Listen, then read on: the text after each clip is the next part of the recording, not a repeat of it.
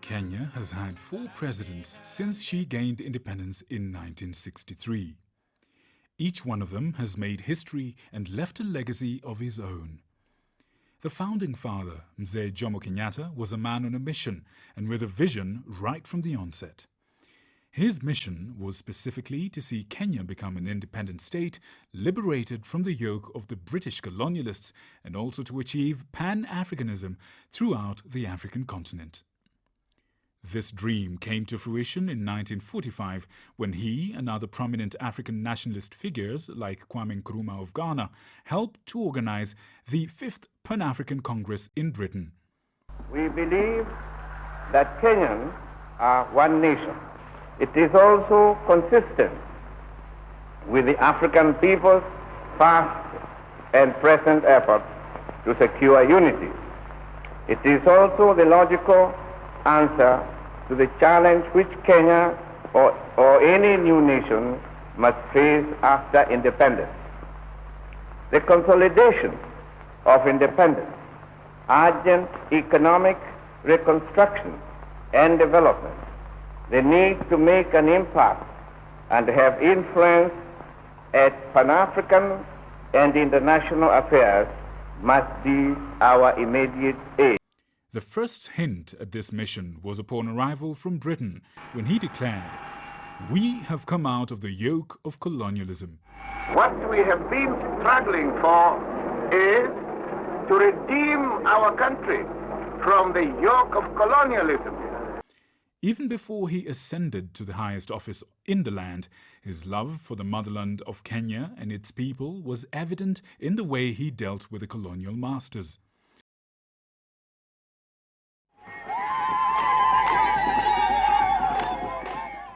Mzee Kenyatta was a selfless leader. He managed to galvanize the struggle for Kenya's independence.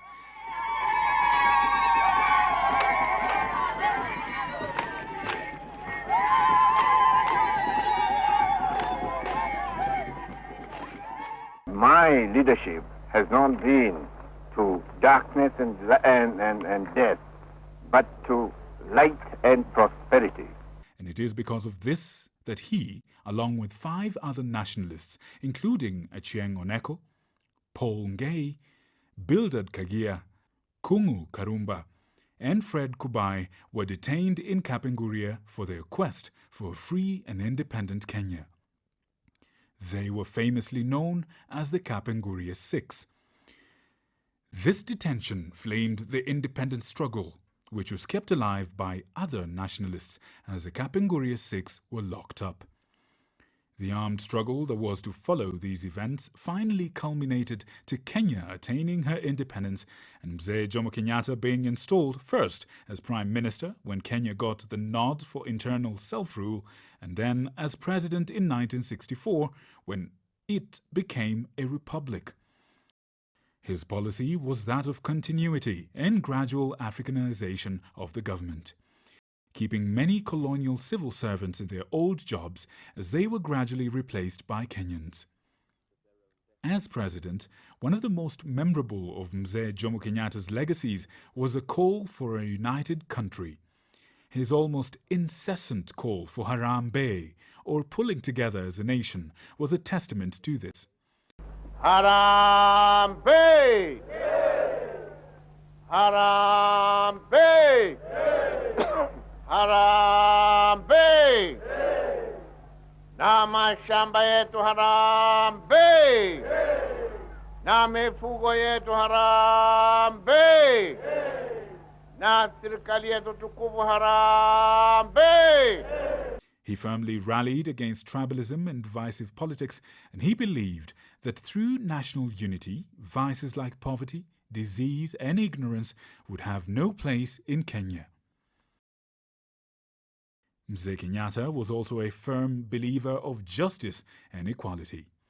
This was even evident in his book, Suffering Without Bitterness, where he advocated for reconciliation and tolerance for the white race after all the suffering they had put the Kenyan people through. Mzee Kenyatta's call for unity went beyond the borders.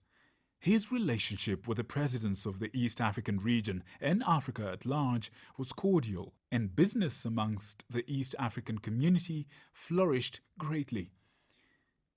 The economic growth then was being compared to the Asian tigers. Mzee Jomo Kenyatta's ideals for the struggle of freedom in Africa and beyond were replicated in many countries, and these shaped and determined Africa's political landscape during this particular era. A writer of note, a father and husband, and most importantly, the founding father of the nation. He was truly a man of the people.